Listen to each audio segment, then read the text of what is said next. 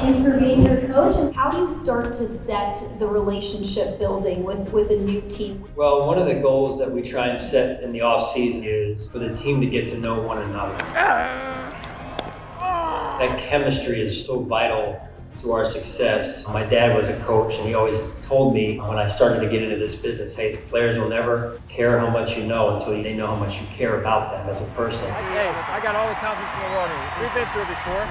Work it this week. We feel strongly that the chemistry, the bonds, the players knowing each other in a very close-knit way makes us a better team overall at the end of the day. Let's go, let's go.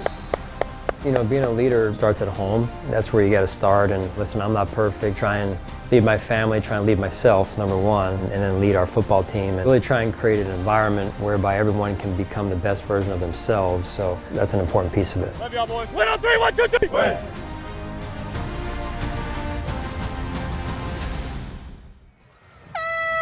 Here we go, we're moving, let's go, baby, let's go! I think starting over every season is the way to go. Starting from scratch, reteaching the fundamentals, reteaching our core values, reteaching our messaging to help build the culture again. Because culture, I know it's talked about a lot with our football team, it's certainly real, but if you don't tend to the garden, so to speak, then it'll grow up in the form of weeds all around it. Here we go, we're balancing, that's it, Q, that's it.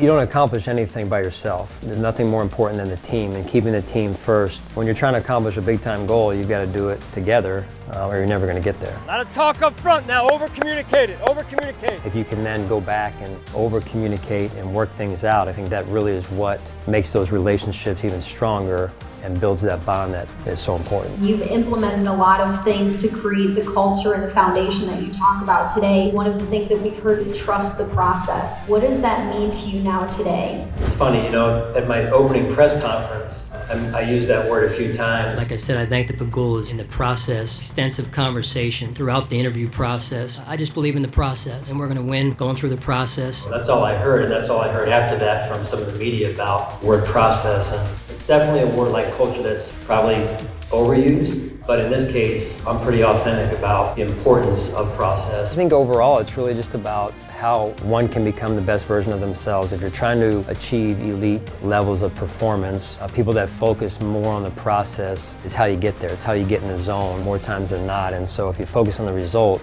man, you're going to live a pretty turbulent, results-driven life. The NFL is a competitive business. You're going to win some, but you're also going to lose some. You're going to have to be able to respond and reset after failure. And so we talk a lot about that at the Bills and trying to get our players in that perfect headspace to perform at the highest of the high levels. You want them as leaders, as young leaders, to learn how to lead, but you want them to be themselves. We don't all lead in the same way.